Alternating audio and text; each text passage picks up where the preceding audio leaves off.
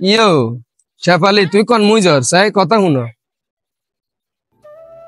একটা কাছে আইও না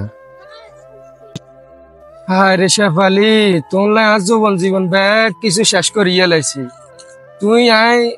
প্রবাস জীবনে বেগে কাটা লাইছি প্রবাস জীবনে আজ জীবন ব্যাগ যে শেষ করিয়া লাইছি খালি তোর লাই তোর সুখে শান্তিতে রাখবার লাই বলি তোর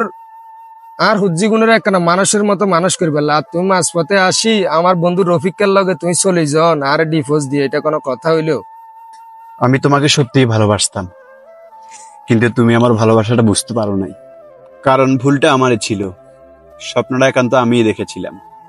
মা গো তুই যে হিসাবে মিষ্টি কথা করিলা তুই তো অজ করিয়ে না আইসত কোন মসজিদে অজ করিয়ে আইসত নাকি মক্কা শরীফে তুই যাই অজ করিয়ে আইসত তুই যে হিসাবে মিষ্টি কথা করি ভুলটা আমারই ছিল আমি সত্যিকারই ভালোবাসছি তুই এসব কিচ্ছা কাহিনী গল্প এখন কন্তন শিখছত নাটক বাজার লগে তাই নাটক বাজে গেছত কেন আর আর লগে সংসার করতে কত তুই নাহেঙ্গা কথা আর লগে তোর কথা কইবার যত টাইম টেবিল থাকতো না কইতে যে আয় অন ব্যস্ত তোর হোলা কান্দে তোর মাইয়া কান্দে আইগুলোর অন দেখাশোনা করতে হইব ভাত রানতে হইব তরকারি রানতে হইব আর অন নাটক বাজার লগে সময় দিয়ে দিন নাটক বাজি এখন শিখি অন সুন্দর সুন্দর কথা করি কেন তো কারণে আঙ্গু মতো হলো গেলে জীবন ধ্বংস আইজো তোরে দেহ ইয়েন তোরে দিছি আইজো আরেকটা নারীর যেন দেহ ইয়েন দিমু ওই মুভমেন্ট ওই পরিস্থিতি আমার ভিতরে এখনো আসে নাই কারণ আমি তোকে যৌবন জীবন সবকিছু দিয়েছি আমি আরেকটা নারীকে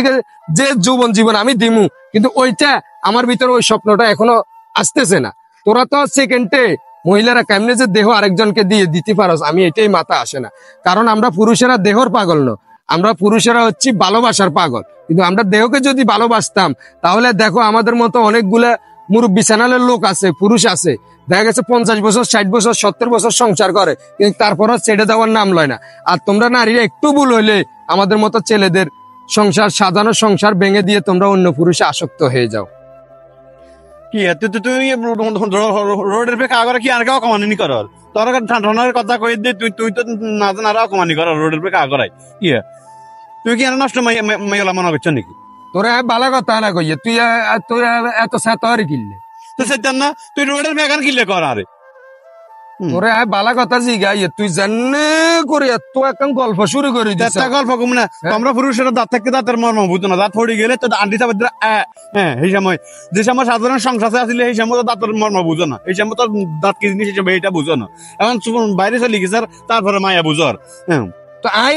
আই বিদেশ গেছি কিনলে আই বিদেশ তো গেছি তো করে বালা রাখবার লাই তো করে সুখে শান্তিতে রাখবার লাই আগে নিজের সুখের মাড়ি করে তোকে সুখের কথা চিন্তা করি তাই প্রবাসে গেছি নাহলে তার মতো বলা প্রবাসে যাইতো না আই বিয়ে শাদী করে কিনলে স্বামী স্ত্রী একসাথে থাকবার লাই একসাথে ঘুমাইবার লাই একসাথে জীবন যাপন করবার লাই কিন্তু আজ তোকে সুখের কথা চিন্তা করি আই চলে গেছি কই প্রবাসে তোরা আজ জীবনটা ধ্বংস করে দিস আমি প্রত্যেকদিন আল্লাহর দরবারে কই তো আল্লাহ যে আমার সাজানো সংসার ধ্বংস করছে আল্লাহ তুই তারা হেদায়েত নসিব করো হেদায়েত যদি না থাকে আল্লাহ তুই তোর কুদরতি ব্যবস্থা নি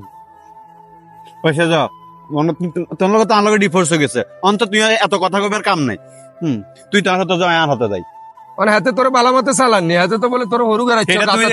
এটা তুই জানবার বিষয় না এটা আমরা বুঝুম তুই তোমার হাতে যাও আর আয় তো তোর কোনো সময় দিয়ে ফুলের টোক দিন তো আর লগে তুই আর সংসারটা করলি না দাঁত থাকতে দাঁতের মারমা বুঝো না অনগা বুঝো তুই তো অন বুঝো অন এত চেঁচা খাইও কে আর কস না একখানা 40 দরবারের কাছে যাস না এদিকে শুনছি তোর মারছে এটা শুনি আর কাছে যে খারাপ লাগে আমি মার খাই যা খাই